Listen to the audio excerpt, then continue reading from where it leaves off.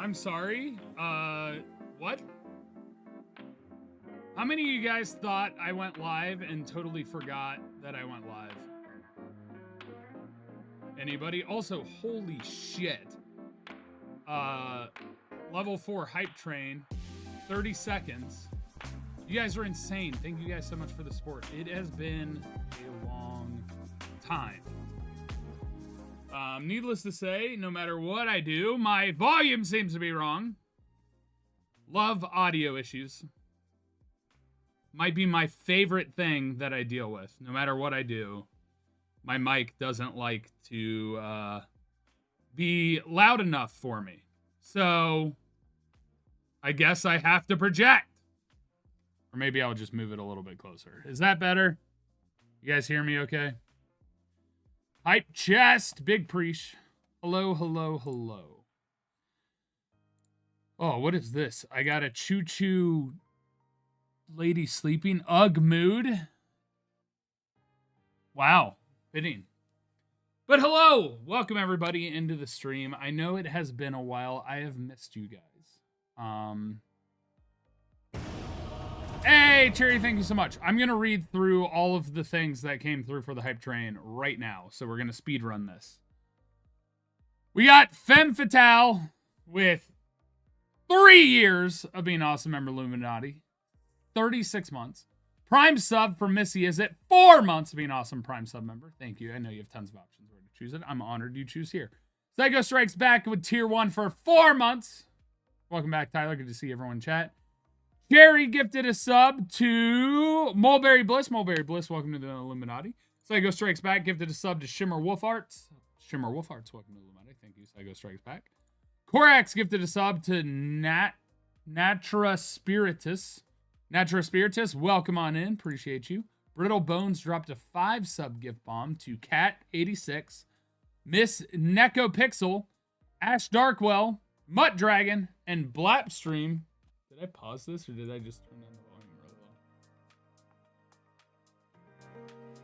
Huge preach there.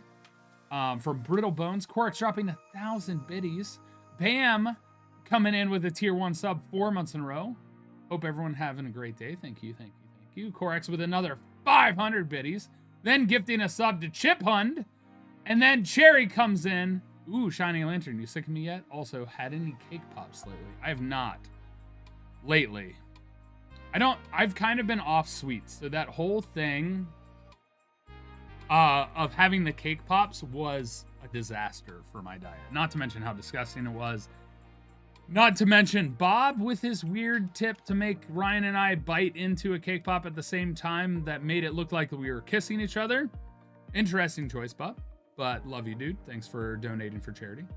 I also will call out the fact that I donated more than Bob and Wade in charity. But, you know, we're not comparing. Anyway. Welcome on in, everybody. It has been a whirlwind. This month has been nuts. I'm doing better now, but I was going through the ringer. Messy M24, 45 months! 43-month-long streak. Big preach. Thank you so much, Mary. Oh, the storm. Yeah, stay safe in the storm. So, welcome on in. Main update. One, obviously, I'm not currently in Oregon. I was in Oregon a couple weeks ago. If you want to support me in fantastic ways, please follow me on all of my socials, particularly Instagram and Blue Sky, and watch my VOD. Social. This has all the links to my socials. Blue Sky is separate because for whatever reason, Beacons doesn't use it, and one of my managing people wanted me to do a Beacons for whatever reason. So, but I went to Portland to celebrate Ryan's birthday. I know Ryan is streaming right now. That was a couple weeks ago. May 1st is when I left. I got back May 5th, and then I left again on the 8th to go to Disney and spent Disney with Foo and Bird and Rockin' and Ecto and AG and Smar. And it was a phenomenal time. Huge shout out to Rockin' for a middle of the night wee woo. and making us have such a great time. Rockin' is an incredible human being and is so generous and kind, and she made me laugh so much on this trip. It was phenomenal. Whether it was playing gang or waiting in line or overthinking, which I relate to, Rockin', and me being like, what? But huge shout out to Rockin' for all of the kindness and all of the laughs. Bird, AG, Smar, also plenty of laughs. Ecto, and Fu, of course, made me laugh a number of times. So, yes.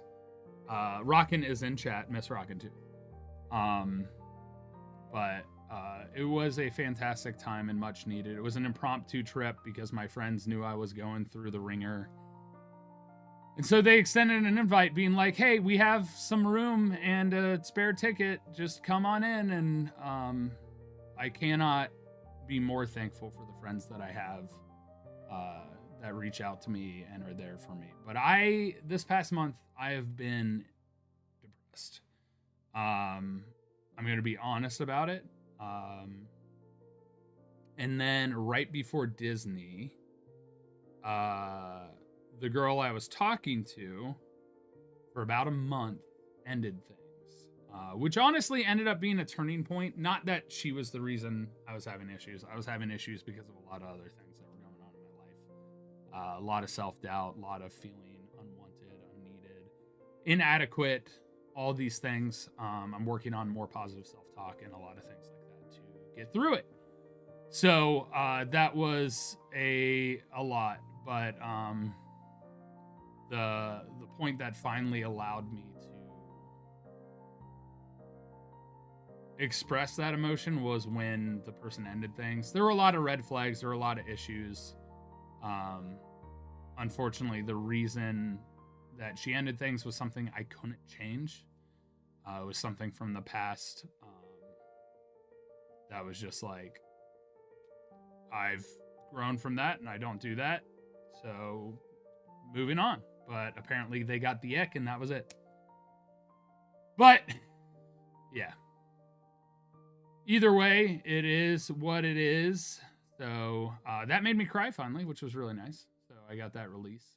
Lost some anxiety because of it. But yeah. So went to Disney, had a phenomenal time with friends. I had a good time up with Ryan. I was still in a negative headspace when I was hanging out with Ryan, which is why, if you notice, I wasn't as energetic on that charity stream as I normally was and things like that. So, but in other news, moving forward, looking at cool stuff. We'll be recording podcasts with Mark tomorrow, hopefully.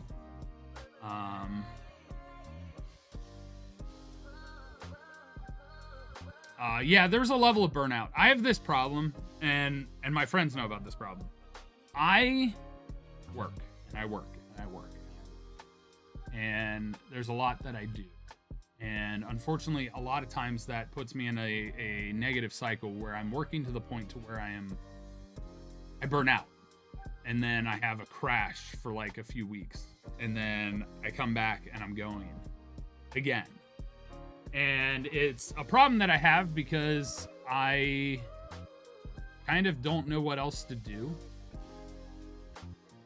And I, in a lot of ways in my career, feel like I am far from where I feel like my hard work should put me, both financially and popularity. And I have so many things that I want to do, but I have to try and focus on one thing because that's what's making me the money, the podcast. And I have to bend over backwards in a lot of ways to make the podcast happen. And we're in our final year of our contract. I don't know if we're going to resign for anything. So then there's a lot of uncertainty with that. So there's a lot of stress that I've been putting on myself with relation to work and with relation to life, to the point to where I basically was isolated in my house because all I was doing was working. And then I wasn't going outside. I wasn't getting out. I wasn't doing things. I had a really good talk with Mark last time we recorded. And found some relatability and some stuff going on. But yeah, I'm to the point to where I feel like I'm in LA and there's tons of people around me, but I don't fit or I'm not wanted.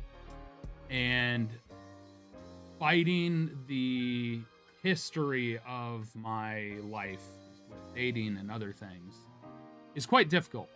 No matter how many people tell me, like, you're a good looking dude, you're this nice dude, you're a catch, you're all this stuff. I look at my dating history and I go, well, then explain this.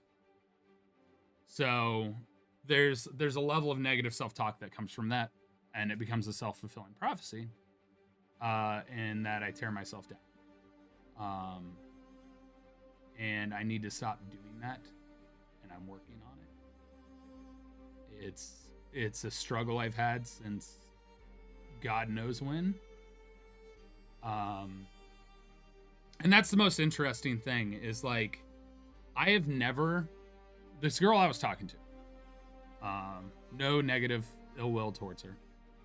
Things are done respectfully. Respect her decision. Move on. It was the first time somebody was so physically attracted to me that they were kind of like, in a positive way, objectifying me. And it's really weird to say because it's so catch-22 because men often objectify the fuck out of women and all they are is how they look. But this was the first time I ever had somebody be that way towards me, and not in a negative way, in a way that made me feel like I was actually handsome and beautiful and attractive to the point to where somebody could want me in that matter. Like, I don't think I had ever experienced that in my life, and it was kind of intoxicating. In the sense that it was like somebody desired. Oh yeah, there were issues altogether, Cherry. Like, I'm not blaming on me. We never like met in person. They lived about a few hours away, and I had sworn off long distance relationships because of a bad relationship. But it was such an intoxicating feeling desired in that capacity. It's something I've never experienced. So it was just new and exciting, and it made me feel hot, and that was cool. I liked that because I've never felt that in my life. No offense to the millions of people out there that are like, oh my God, you're so handsome, you're beautiful, you're this, you're that. No offense to you guys. It's different. Because there, and I'm not gonna make it weird or anything, but I'm gonna explain. Yo, Hendy, appreciate you. 4 months, my dude. You're great. Thank you so much for stopping in. I miss you, dude. I hope there comes a time where we can hang out again. Things have gotten all crazy. But I don't even remember what I was saying because I got distracted. Exactly. You don't know me. Plus, there's a level of like notoriety, popularity. Like, I'm friends with Markiplier, who's one of the biggest names in the internet all over the world. And so there's a level of like pedestalness that exists because I am that person in videos or things like that. You haven't had a conversation with me necessarily. Like, Jerry, don't talk bad about yourself. Negative self-talk, bad.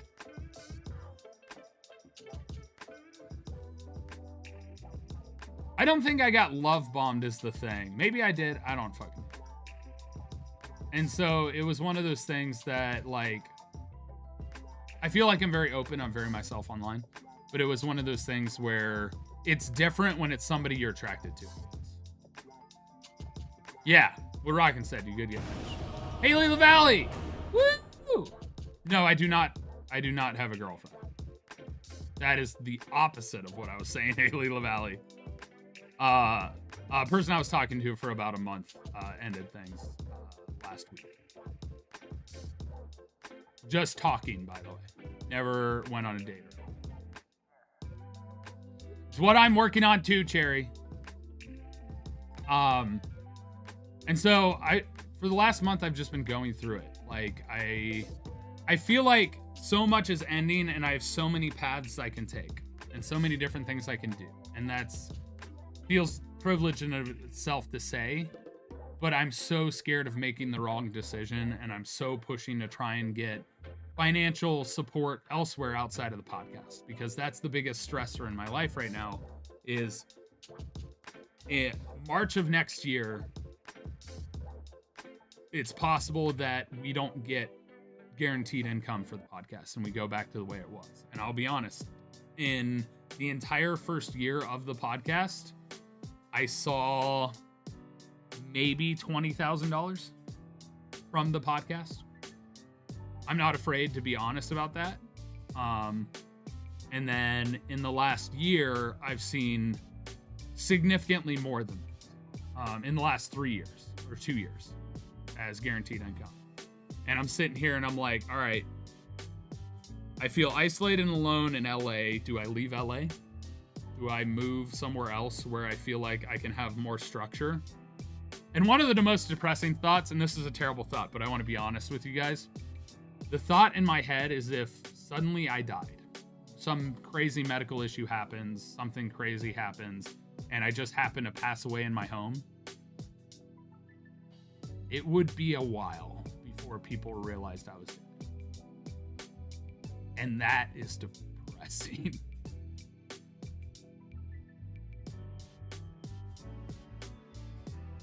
That is depressing. But I don't stream every day. That's the thing. It's true, though, because I don't have somebody who's checking in on me every day. I don't have somebody I see every day. I don't have a roommate. I don't have a significant other. Like, it's the reality. If something were to happen, like if I suddenly had a stroke or a heart attack or a stray bullet flew through the window, like, it would be a while. Like, I'm not saying that people wouldn't be upset once they found out I died. That's not what I'm saying. Like, I know there are plenty of people who love me. I know there are plenty of people that care about me. And I love my friends and I love the audience. But the reality is I don't have people reach out very much. And even then, if I don't respond, it wouldn't be that big. So, like, for the record, it was just something that came into lonliness, and there was a lot of stuff, but that's the reality. Like, it's not that I don't think people care about me. It's not that I don't think people love me. I don't think that stuff. It's just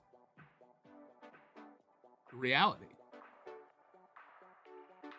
Which is also terrifying to think about, that I'm even talking about this, because somebody's like, what if I murdered him? And I'm like, and that's the other thing. I have a little level of paranoia.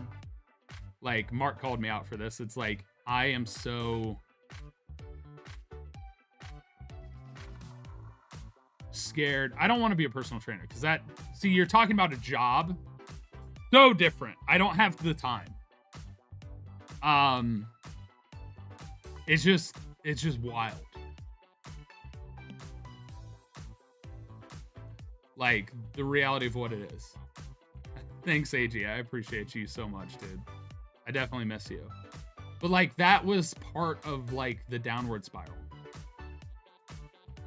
And I'm so scared of making a mistake and making somebody uncomfortable and all this stuff, that I'm so petrified to even approach people that I'm like, oh, we had a good conversation, I felt a connection, or I'm attracted to you, I just want to compliment your hair, like, or compliment, like, the way that you're wearing a hat, which I did at Disney once.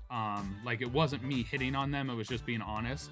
And I'm so petrified of making somebody uncomfortable for two reasons. One, I hate the concept of making somebody uncomfortable or approaching somebody in any way. And then two is, like, I'm in the public eye, and if somebody decides to say something and be like, ooh, Tyler was creepy in this capacity that I'm so like the fact that could completely derail my career. Number one is I don't want to make anyone uncomfortable. I don't want to do anything appropriate. I go way out of my way to avoid that, as majority of my friends know, to the point to where it's like I don't say stuff when I'm just like, I'm afraid to compliment people sometimes.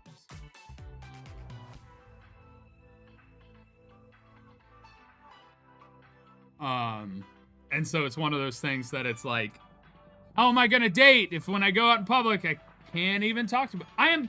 There's a thing. There's a level of confidence I have.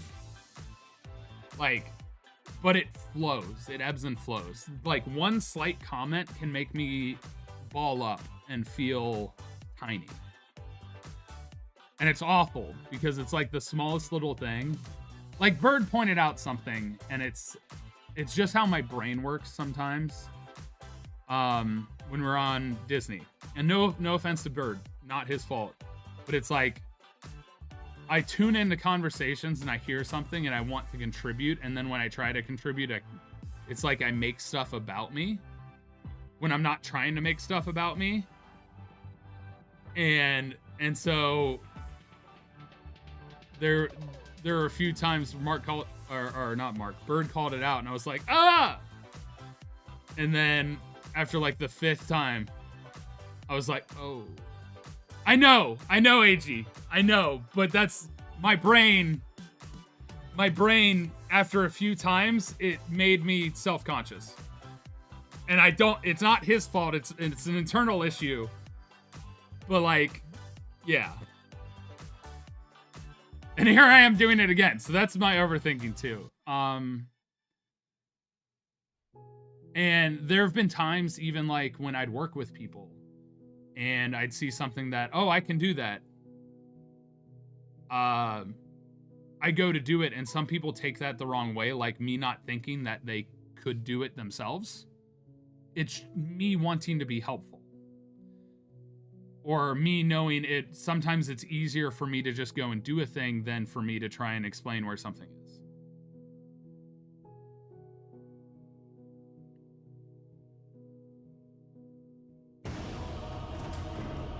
That's fair. Tara. I'm just going to call you Tara because I don't know how to read your name. Hendy, thank you so much for gifting us up to Dad Facts. Dad Facts! Welcome on into the Illuminati. Appreciate you. And so it's like, I don't know.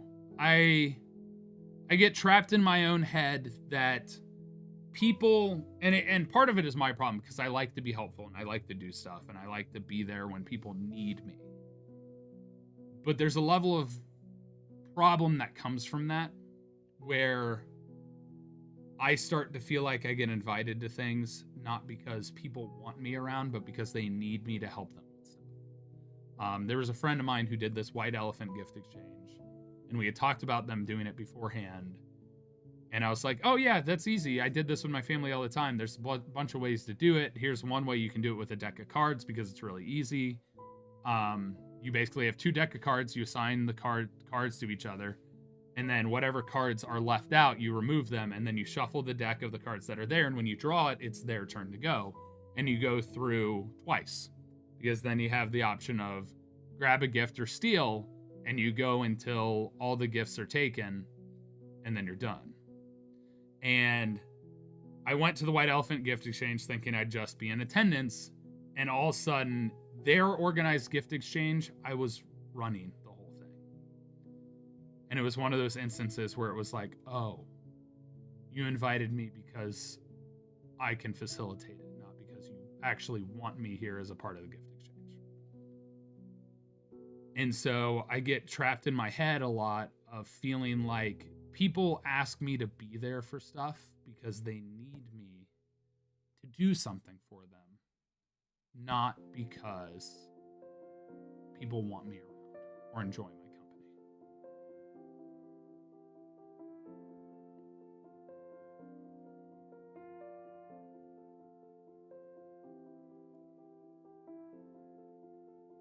Corax? I mean, Disney. Basically, anytime I go to Disney, it's basically figured out and sorted out by rockin' and food.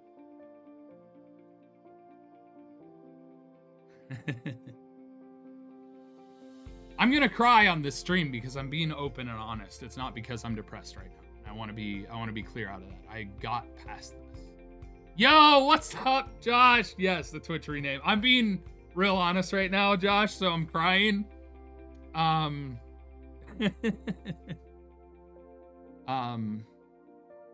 it's a struggle, and it's a struggle that persists. The anniversary of my mom's death is coming up. And ever since my mom died, I used to have... My mom was always the person I would call.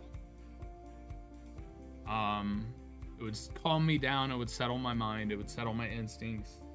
And she would just listen and understand and try and process. And in the last 6 years, I haven't had that. And so much in our life, we think about the things that we don't have or the things that we lost.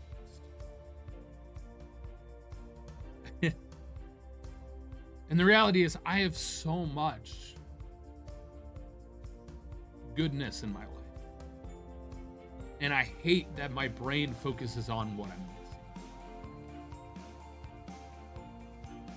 And there are moments where I feel like people want to hear me or want to have me around.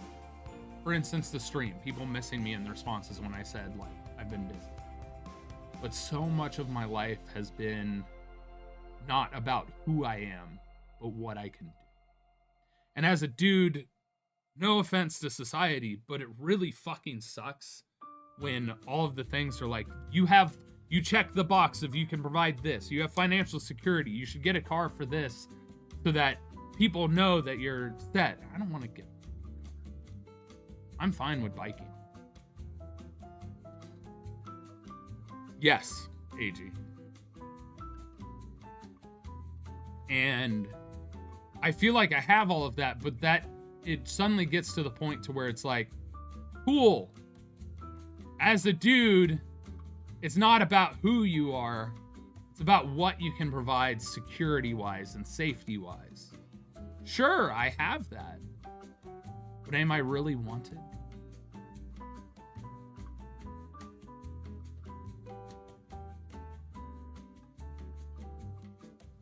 And that's a struggle. And yes, I am picky. Yes, I am picky when it comes to who I date because I am so goddamn guarded. And I am not going to settle for what I think is less than what I should have.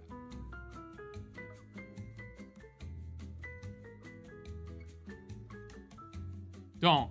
Missy, shut up. Mary, you're doing great. I'll fight you.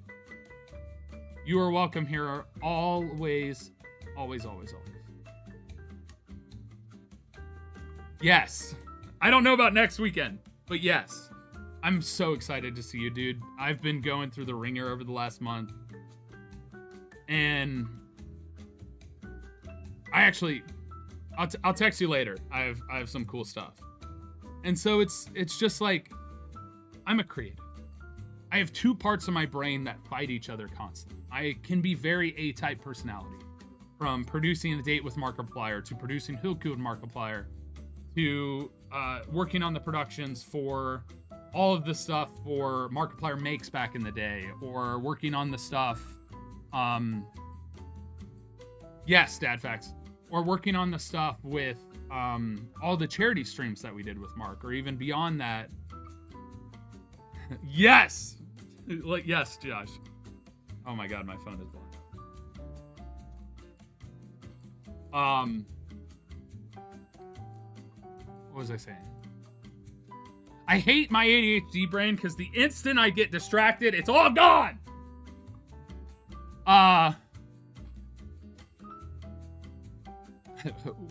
Two wolves, one is type A, one likes chocolate milk. To all the productions from that, to working with Tiltify, which, by the way, I no longer consult with Tiltify. That ended December of last year. To do all the charity streams and productions that were there. I mean, I did Make-A-Wish with Gordon Ramsay. I produced that whole show.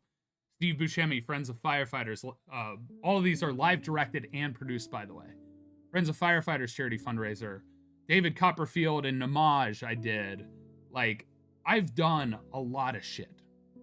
I've done a lot of really cool fucking shit. But so many people don't know the stuff that I've done. Post Malone's Apex charity streams 4 days in a row. Yes, I worked with Gordon Ramsay. I worked with Steve Buscemi and the entire cast of The Sopranos. I worked with David Copperfield's team and Namaj. I worked with... Yeah, I've done a lot of shit. Not going to talk about how little I got paid for that, but that's a whole other conversation. Like, during 2020, I wrote run of shows.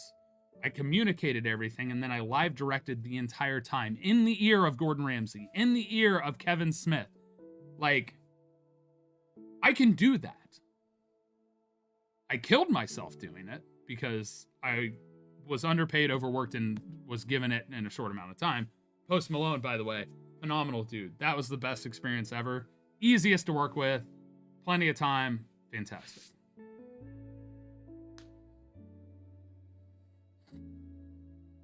Yeah. I will just say yes to what Josh said. Santa is correct. Anyway, Post Malone is a sweetheart. Steve Buscemi, also an incredible sweetheart. Kevin Smith, phenomenal to work with. The entire cast of The Sopranos, when I came in and talked to them, these are big name people in Hollywood, mind you. When I came in and told them how the show was gonna go, all of them shut up. The amount of respect I got in that room was incredible. It was the most surreal experience having people that are Hollywood directors, Hollywood writers, big name celebrities from various shows just shut up and listen to every word that I said as I told them how things were going to work, how it was going to flow before we officially went live. Like, I've had the privilege to live a life that people dream of. I've gone across the world on tour. I've spent an entire month in Thailand. There's so many things that could have happened. Drow with the Scatty, I cannot speak to that. I know it got blocked.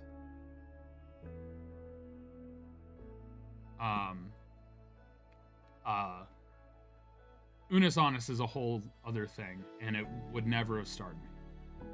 And I can get into that, and it's a really hard story for me to bite.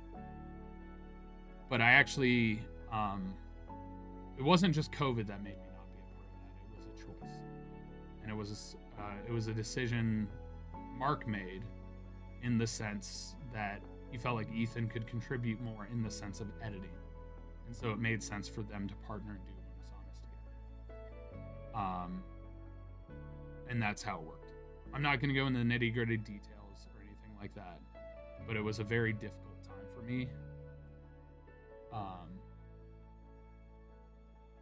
I'm glad that it was a success. I'm glad that Ethan and Mark had a great time with it. But that was really hard for me. Little bitter about some things occasionally still. I've let that go. And Mark and I, like, when they announced it, we had a conversation and everything's cleared up, so we're good. But it definitely hurt.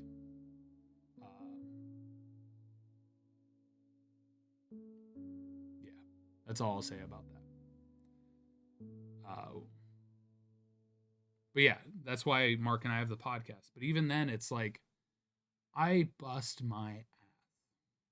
And I've asked for help. And I've gotten great help. And one of the people who I love to death is a friend of mine.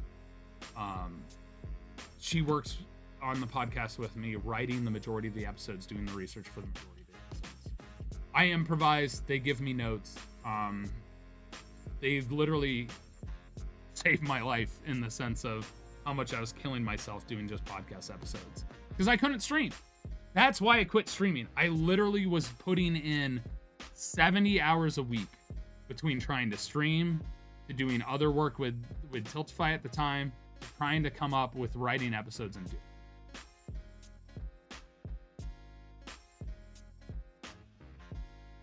Oh yeah, public proposals are crazy.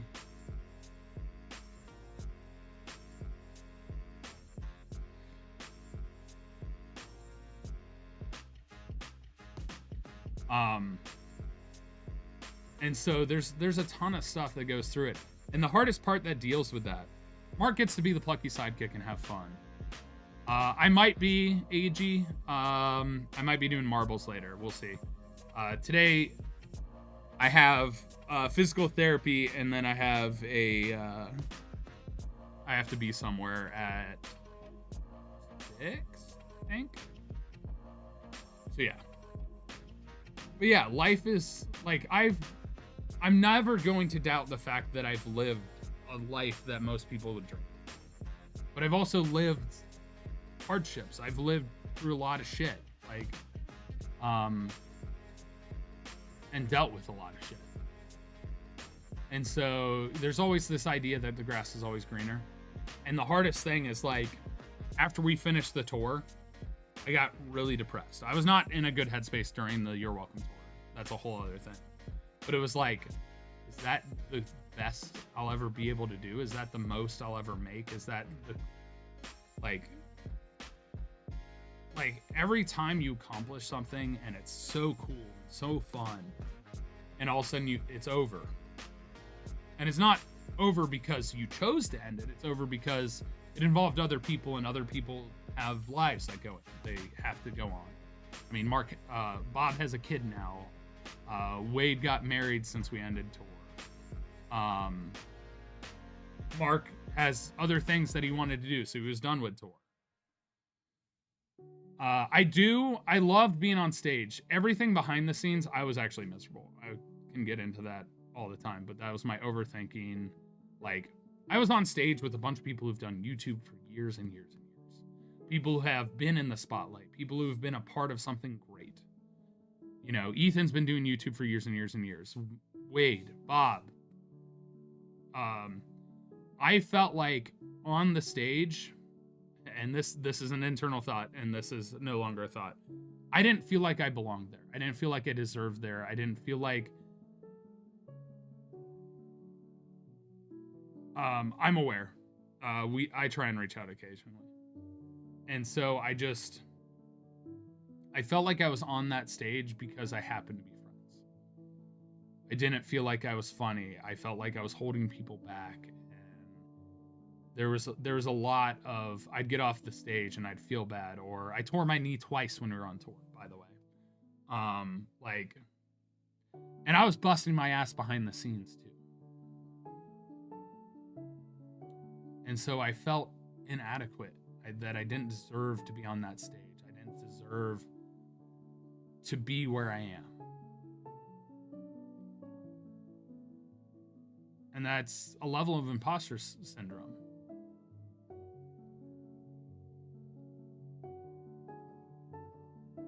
I feel that, Mary. And it was just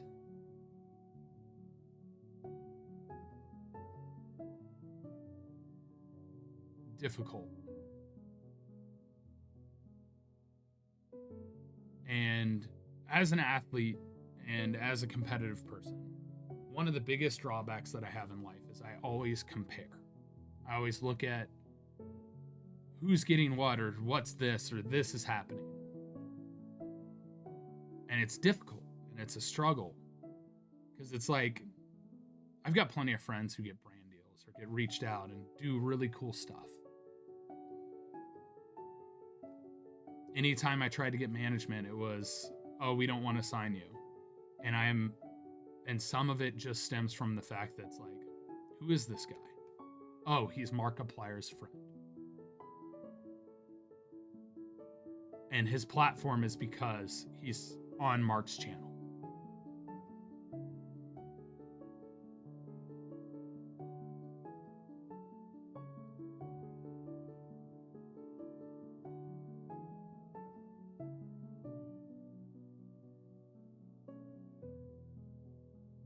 And it's such a battle. Yes, I've gotten a leg up. Yes, tons of people know who I am who have been a part of like really cool stuff. But the shadow that is cast is so rough. Because I have to.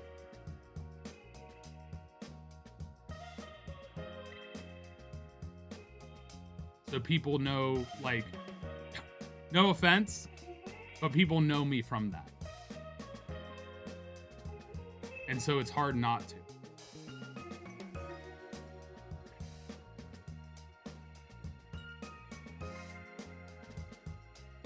So, you know, I can't afford that. America life!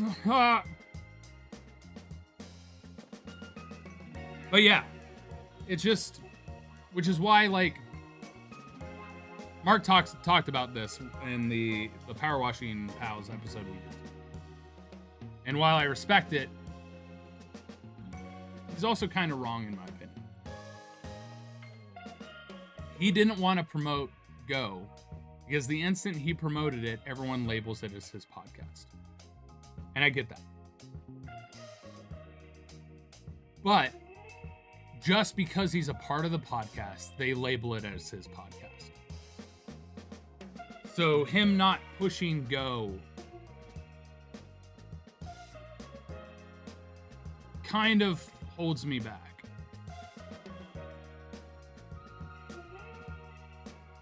At least that's my opinion of it. And I get it. I understand it. It is what it is. But it's frustrating. That's true, AG. That's true.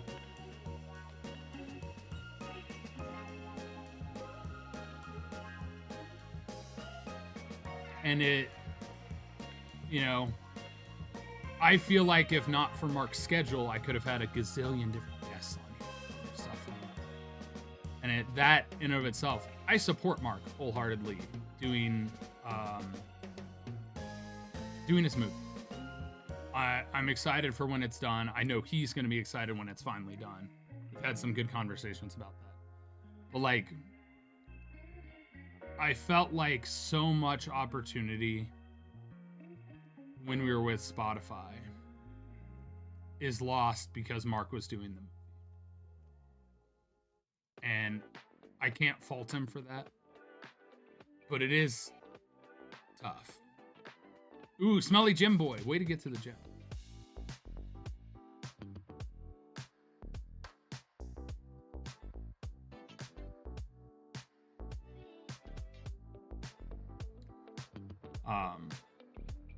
But anyway, it's just, there's a lot when it comes to my career. Because I feel like in 2020, when Unus Annus happened, I fell off the face of the earth.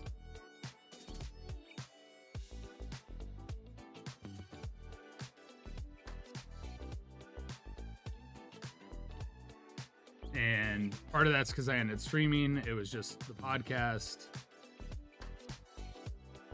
And the unfortunate thing is the insecurity of if you're not known in the space, the finances go away with it.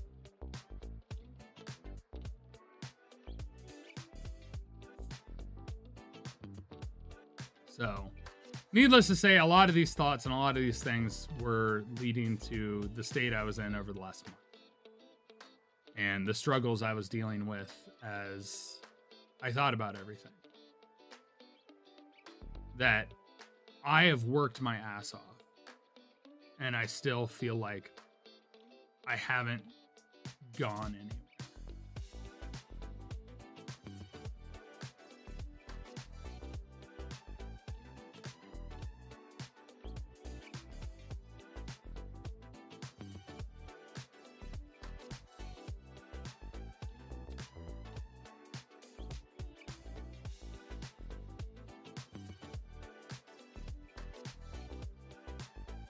Like, I feel like there's very few things that I can put my stamp on to be like, yeah, that's me.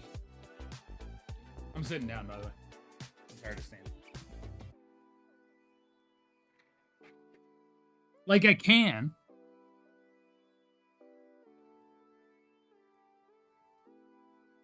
Like, there's stuff I've clearly done, and I literally listed off the stuff that I've been a part of.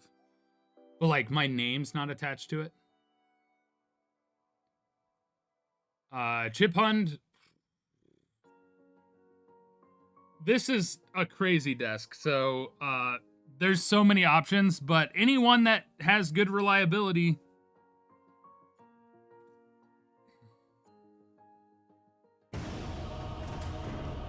No, your stream is the thing because of you.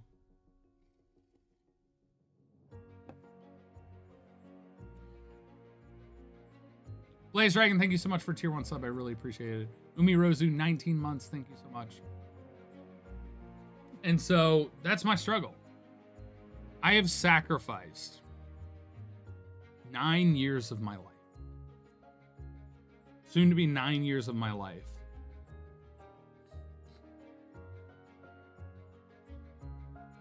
To LA and to working hard on everything I have been on.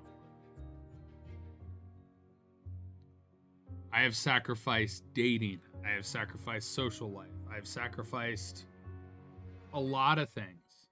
And I'm thankful I've made some incredible friends along the way. AG in chat, Bird and Foo, Ryan. I've known Bob, Wade, and Mark for years. Like, I've made tons of great people, met tons of great friends.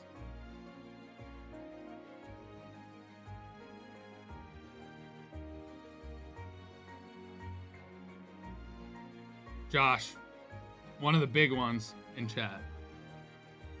Like Noah.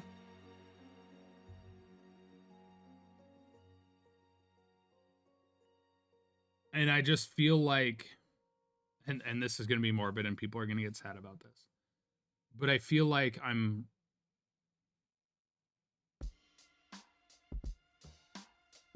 I've progressed, but I haven't done the stuff that I've wanted.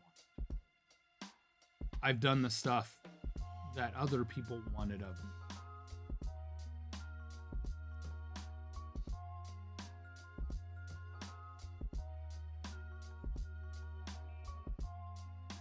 Yeah.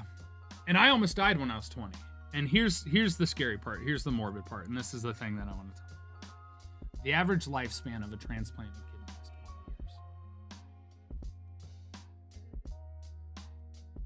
20 years.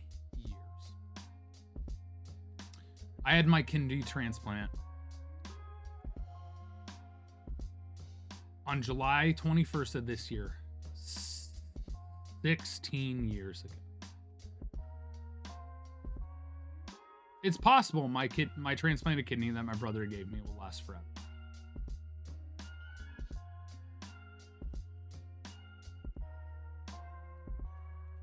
But it's also possible that it could fail again in 4 years. And it's morbid to say, but ever since I had my kidney transplant, I was like, all right, I will probably die in my 40s.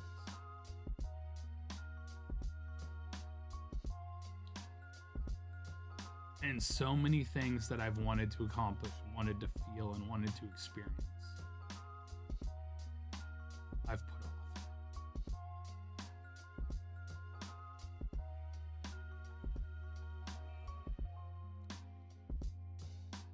So, yes, you can. My mom had 5.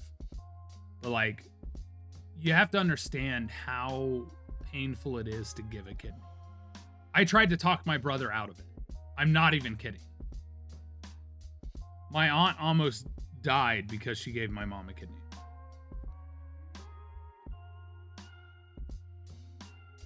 And it's also, do I want to go through that again? You know? It's a lot. And I did it when I was 20, when I healed fast.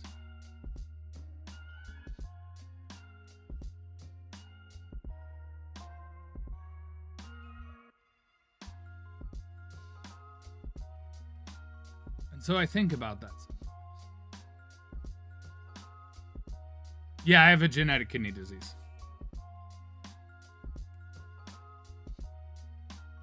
And I also think about dating and the fact that there's a part of me that wants to have kids. Because I feel like I would be a great dad. And I would love to be a coach and stuff like that. In the current climate in the US, do I want to have a kid? Not really.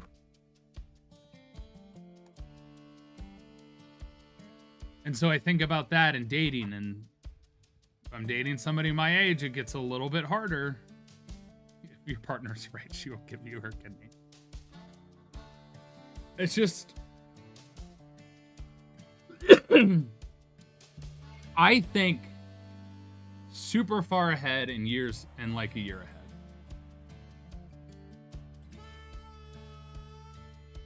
And I think about, like, I have people that I employ now.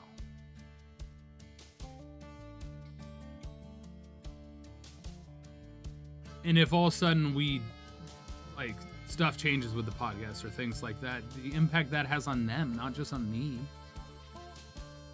Like, the podcast gave me the opportunity to try and be myself, be my own person. The transfer of creating the VODs channel is a huge part of that. So people who are asking if you want to help support me do the things that I want to do, get the VODs channel to get monetized. It's literally watch hours. Watch the YouTube videos I post. I need to start doing the travel stuff. I want to write my books. I want to do music. I just need time. I need to be able to get ahead and set aside time to do. Thanks, Mara. I really appreciate you too. And it's tough. Like, people talk about, like, I want to be a YouTuber. I want to be a content creator. There's so many people out there trying to make it. And I'm in the less than 1% that has something on YouTube, Twitter, and Twitch, and all this stuff. Support my social media also. Massive help would be Instagram support and Blue Sky. Those are huge. Because fuck Twitter. Why is that a mod only command? I need to fix that. And then I can do this and this. I need to change that link. Bailey Wood, thank you so much for subscribing, Tier 1. I appreciate you. I'm really glad Psycho Strikes Back. Thank you so much for the 100 bits. Seriously. I'm just being open. I just wanted to update you guys on. I feel like I'm oversharing and being too vulnerable. But whatever, fuck it. I don't care. People can judge me for my thoughts. God knows I judge myself for them. Oh. I'm not trying to chase you off. Icy Ashes, thank you so much for 81 months. Appreciate you. And so it's hard being in the creative space. It's goddamn hard. No matter how much you want it and how much hard work comes down to it. A lot of times it's luck. Something blows up, something goes viral. Yeah, you could have all the talent in the world. There are people vastly more talented than I am that do not have the audience I do. I mean, Greg, my buddy Greg, incredible drummer. Insanely intelligent guy when it comes to tech. Phenomenal dude. AG, I think, is absolutely hilarious and beautiful and talented in so many ways. I feel like he's better at interacting with chat during games than I am. I always struggle with that. I hyperfixate.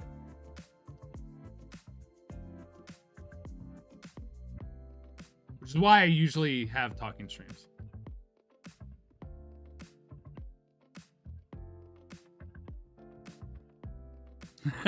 Thanks, Smart.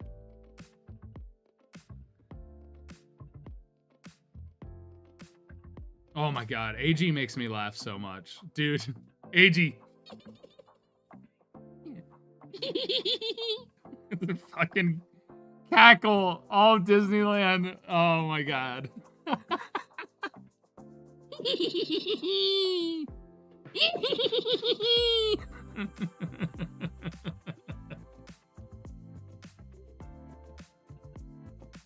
Oh, Smar. We were torturing Smar so much. Dude, I'm excited to see you. Seriously, Josh, I'm going to give you such a big hug, dude. I am so excited to see you. You'll be the bear. Yo, what's up, Nasfai?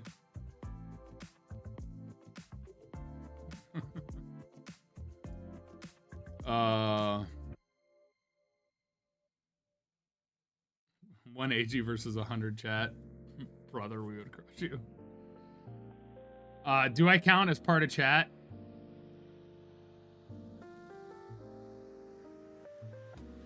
He's Gaston! AG's Gaston! He just admitted it. The strength of 20 men. God. No, but seriously, I'm so thankful for where I am and what I get to do. I know I got in my head and I thought about like the things I'm not doing, the things I'm lacking.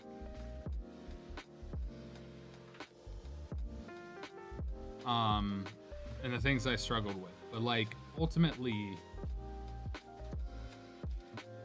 I'm so lucky. First and foremost, to have grown up with a loving family. So many creators that I know here, broken homes and all kinds of stuff. An extremely loving family. Still do. Do I agree with them all? No. But I know they love me and support me. I have amazing friends who have gone out of their way in massive ways for me. I wouldn't be in this space if Mark didn't invite me to come out to LA because I was miserable selling cars with my master's degree. He's tried to help me get a job. He's given me every opportunity imaginable, and he's been there for me in more ways than anybody can count. Mark has been a phenomenal friend, and I love that guy to death.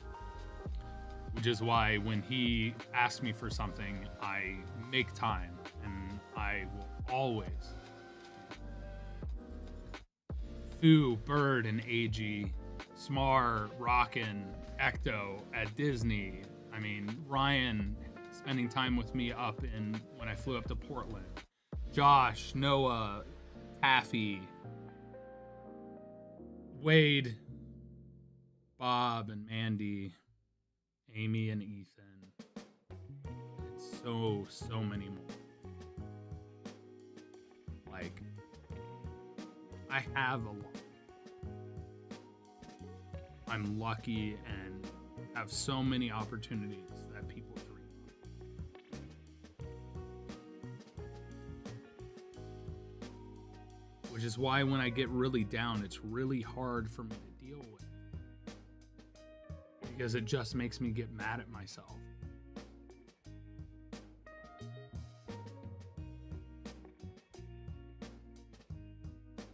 And I know I have so much I can do. I know I have more than I give myself credit for as far as talent and all that stuff.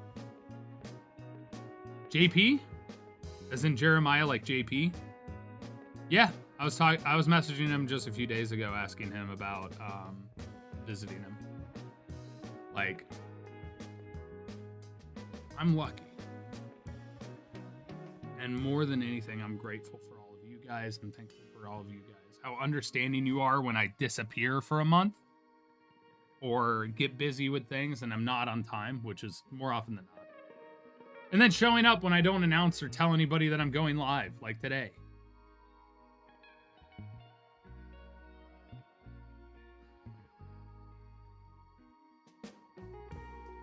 It's crazy where life takes you. And I have so much more that I want to do. And so many things that I want show you guys that I can do and that I've wanted to do.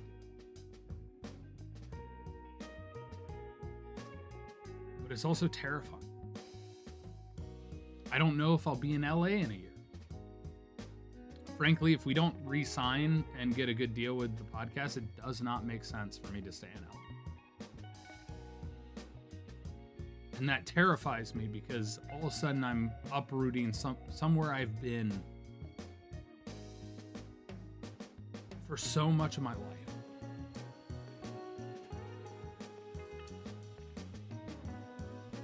Nine years in September of this year, I will have been in LA.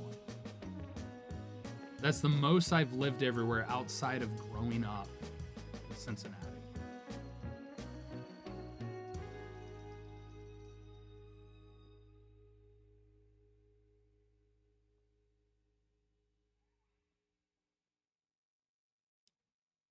And so it terrifies me for it to come to a close. Like, this has become home. But it also doesn't make sense for me to stay here with the cost and everything. And then also the state of the world. I won't even get into that and how much that pisses me off and messes me up. Which, by the way, is also a problem on the podcast. People getting upset because we talk about what's happening in the world. It gets on my nerves.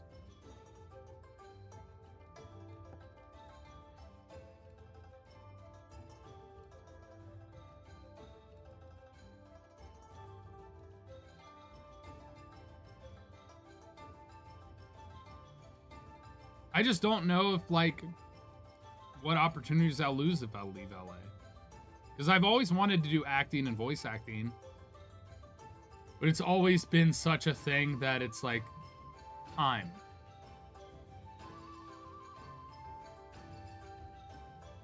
The amount of self-tapes you have to submit and all this other stuff. Oh, nuts. What's up, Moose King?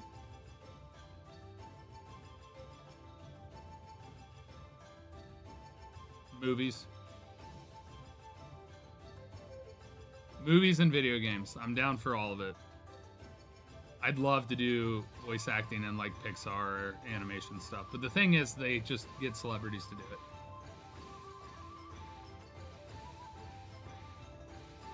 Nice, dude. So, I have books I want to write, music I want to actually put out into the world. Like, there's so much inside me that I don't know if I'm holding myself back or I feel like I'm not good enough for it to be worth anybody's time. And maybe it's because I have this false sense of what I think success is, and people see it as here and I see it as here. Something Mark told me recently is like, my ambitions are so big that when I do something and it doesn't garner that, I feel like a failure.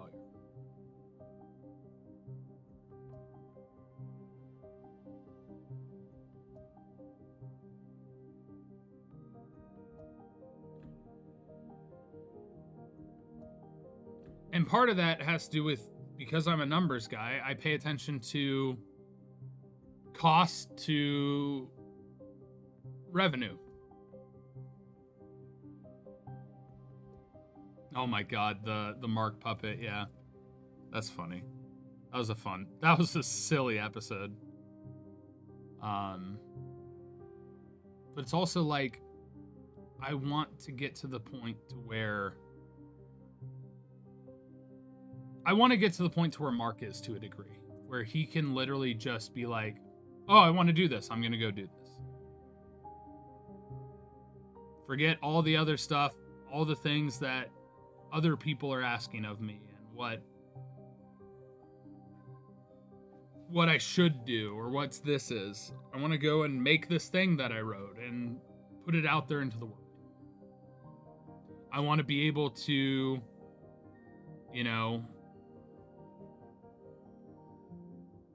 go somewhere on a whim. Selling Mark puppets. I don't make them! I don't make puppets! Like, I want to be able to just do the things I want to create. And I don't know if it's how I was raised or because I have the chronic illness that I have, that it's hard.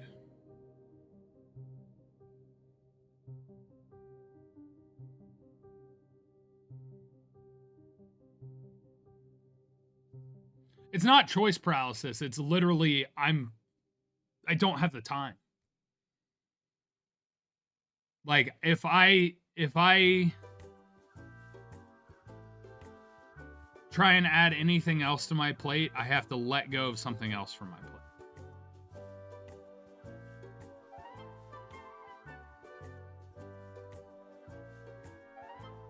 And for the last 9 years, that's been dating. Pretty much. That's been the thing that I fully ignored. And I'm trying to bring that back because I feel like I want somebody in my life. So, because let me list off all the stuff that I do. I run 3 YouTube channels. 3. Y'all don't realize it, but I've got my main channel, which doesn't post very often. But I'm working on fixing that. I have the VODs channel where I'm scheduling a video every single day. And getting all of that going. I've got the GMFST YouTube channel, which has shorts and all of that, while also doing the recording and production and merch and everything else podcast related. All right.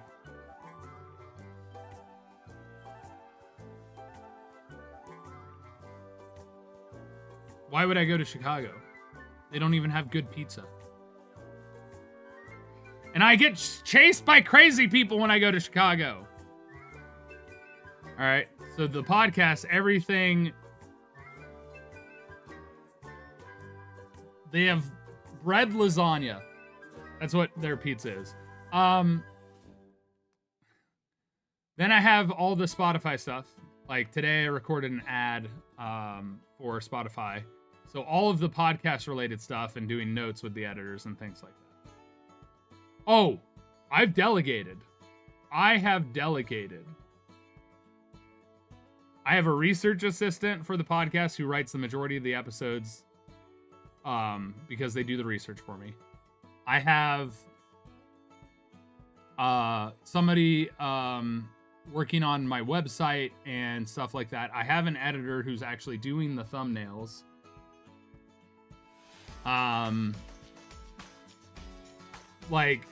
But there's a level of like delegating and then how much you can afford.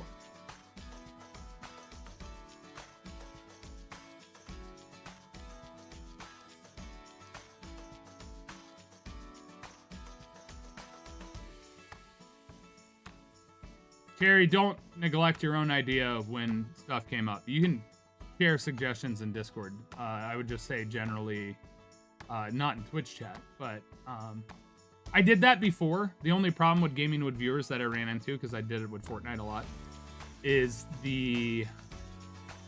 there's a level of control, and you never know what somebody's going to do or say that could be inappropriate. So I ended that because of some issues that were starting to arise.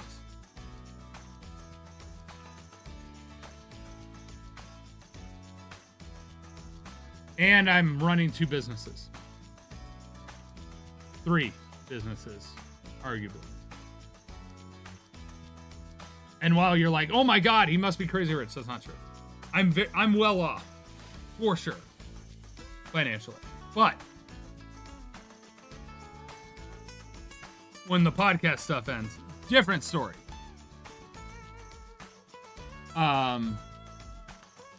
So yeah, there's a lot to be considered that people don't realize that I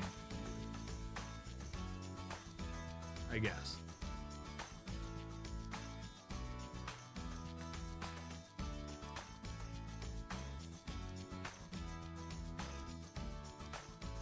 Dad facts.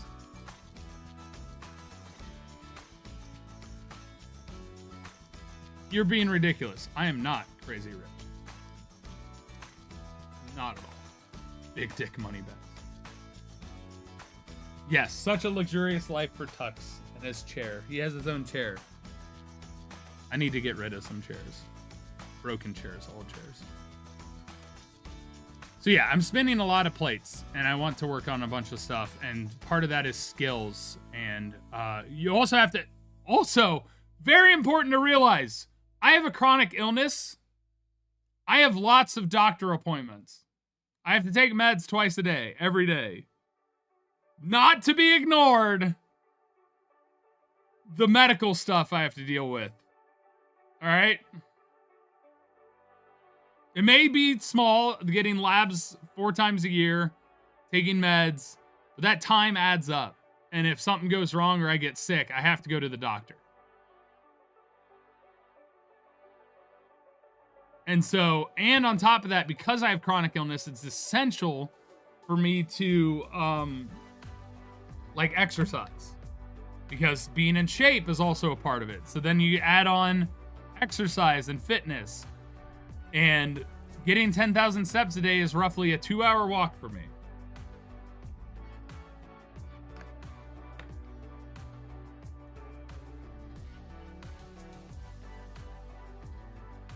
I actually did okay at Disney. Also, that was when my ankle was still recovering from my procedure, so that's another thing. I also have a torn shoulder right now. We won't get into that. I do quite a lot. Yes, some days I'm crazy swamped and some days feel completely empty. That's a fact. But like, I feel like if I add more to my plate, sometimes I feel like I'm just going to disintegrate.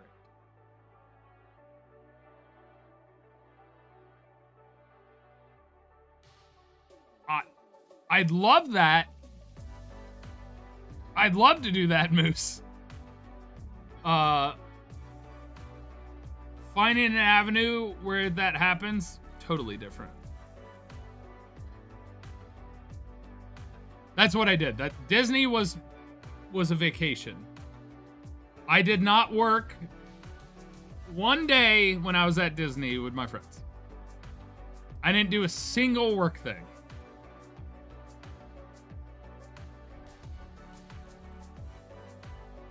When I was visiting Ryan, I did a lot of work things. So that was my break. And I do this, I have this cycle. If I work my ass into the ground and then I crash and then I come back. So.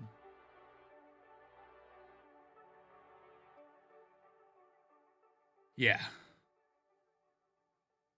I mean, I just need...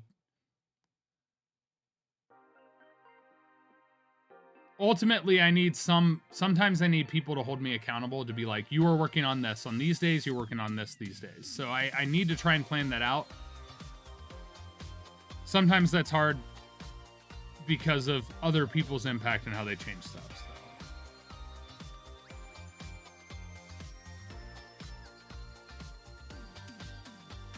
So. Oogity boogity later in the day. Dadfax is waiting. Go home today. Did it work? I didn't think so. I tried.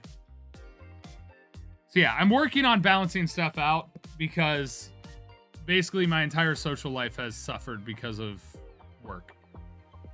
And Mark is like, you should get a car. I feel like you'd be more free and do all this stuff. But that's also expensive.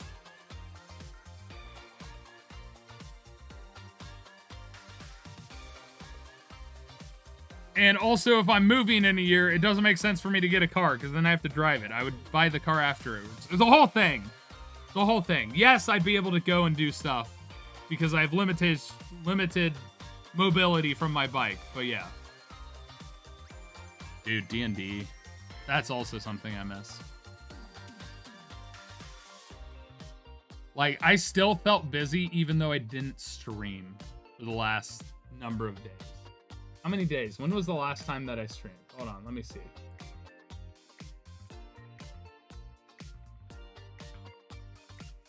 It's saying today. April 25th. 2 weeks. More than 2 weeks. 3 weeks. Has it been 3 weeks? Literally 3 weeks. I haven't streamed for 3 weeks. Bye, Logan. Appreciate you.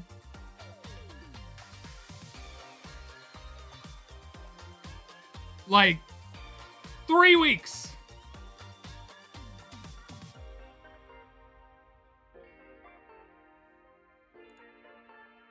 And I felt I was busy.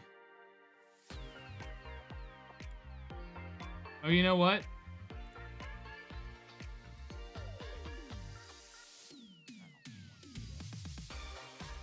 Oh.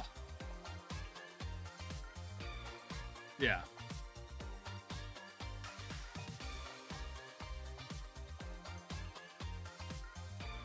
Oh, yeah, Smar. That's also true. When people aren't around, oh, it can be like, it's so important for me to not look at numbers when I'm streaming because they can fuck me up. It's like 20, like when I was streaming in 2020 or 2019, I would get like 100 plus concurrents easy.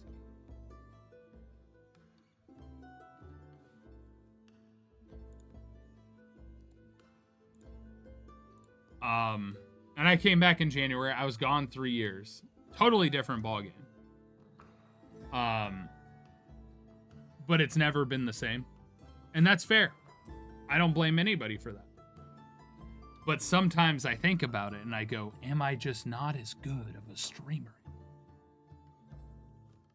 Did I die on the internet?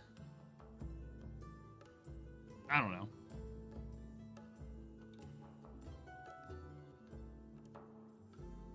Oh, yeah. So true.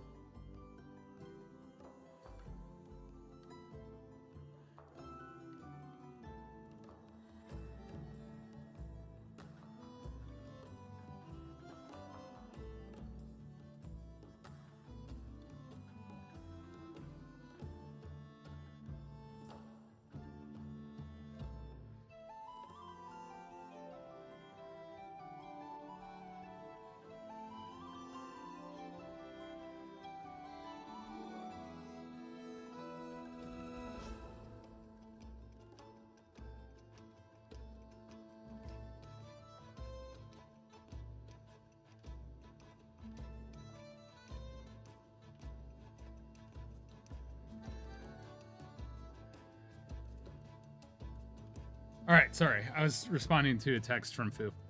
Yeah. But yeah, I'm also, the other crazy thing is I'm leaving again next week for a few days. But I also need to record podcast stuff before there's a lot.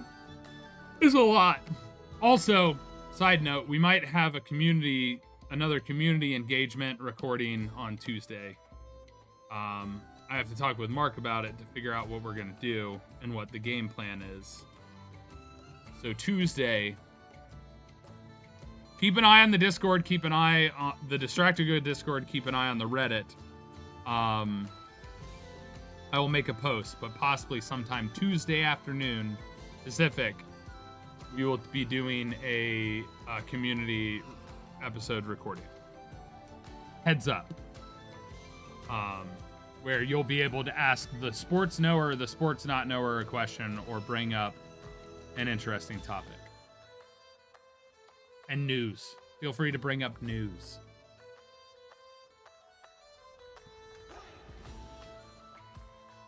I appreciate it, Moose. Seriously, I do. So, there's a lot to be done. I have physical therapy in 2 hours. So, this was going to be a shorter stream anyway. I just wanted to talk. I don't know. It sucks. The last month has sucked. I've felt awful. But I'm coming out of it. And that's good. And I have stuff I want to do, and I'm working on it because I want to do travel content. I have so many ideas. And so many things I want to do. I have an animation movie idea that I need to write. I have a book I need to write. I have the poetry collection thing I need to do. I need to get people videos so that they can edit them. It's a lot.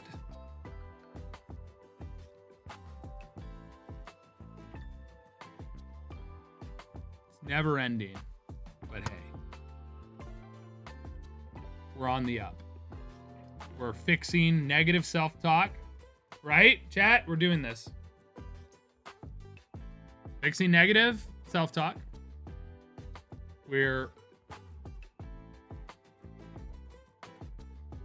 is a song that never ends. What is this? We are working on pursuing the things that I want to do and I want to share.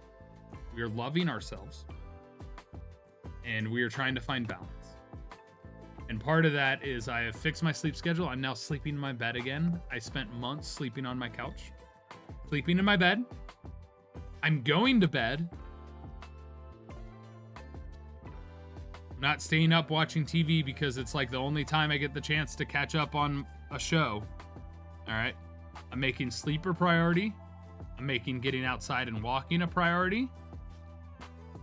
I'm doing good things. I'm going to start reading more. That's on my list. Yeah. Doing things that are good for my health instead of focusing on just the stuff people demand of me. And letting work not be my number one end-all be-all priority. Because I have killed myself over and over again too many years just working.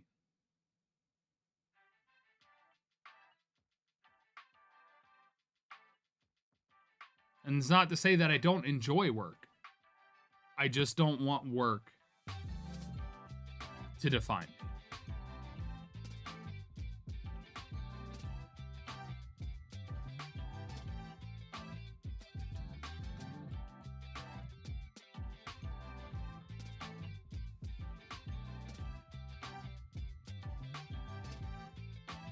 And I think those are the steps that I'm going to take.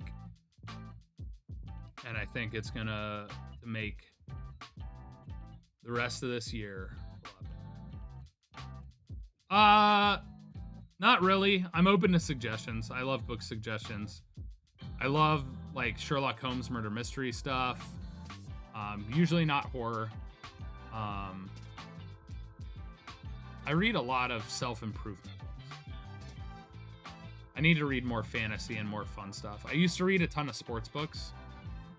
Like, they're not sports books like biographies about how Jerry Rice became this or Joe Montana became a great. I'm talking like books that have good meaning behind them and relate with sports, I guess. Like, there was a book I read called Farm Team. I don't know.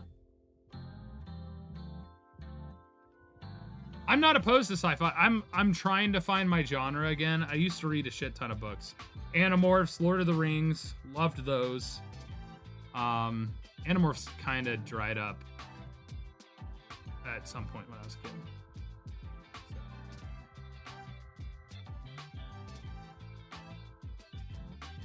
That time I got drunk and saved a demon. I actually need to read my friend Andrew's books finally. I read the first chapter of his first book, Soul Fraud. I need to read the rest of his books.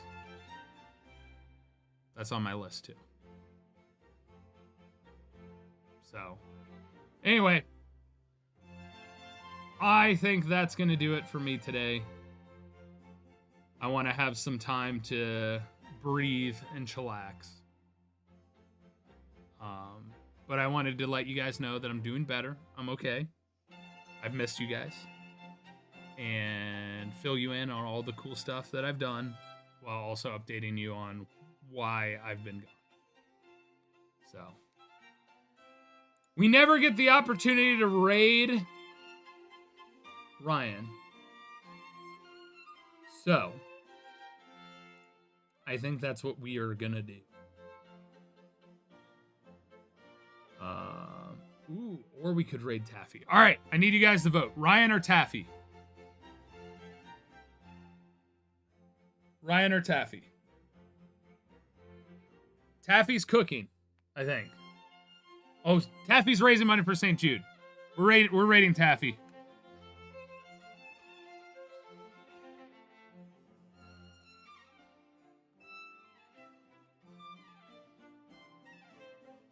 It's funny because Taffy is also named Ryan, but Ryan with one N. So all the people that have said Ryan have really been saying Taffy because they had one N on the end of the name. So you guys are literally all saying Taffy, so it made sense. It all added up.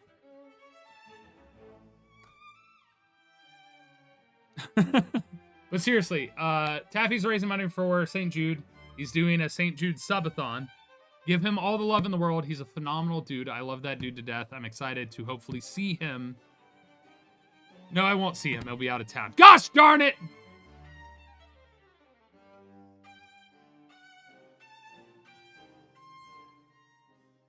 Got to go to his sister's wedding.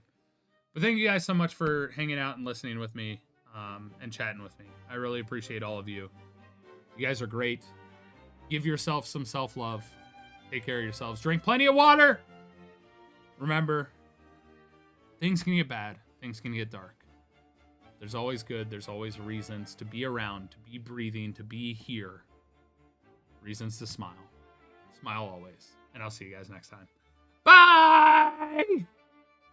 Bye!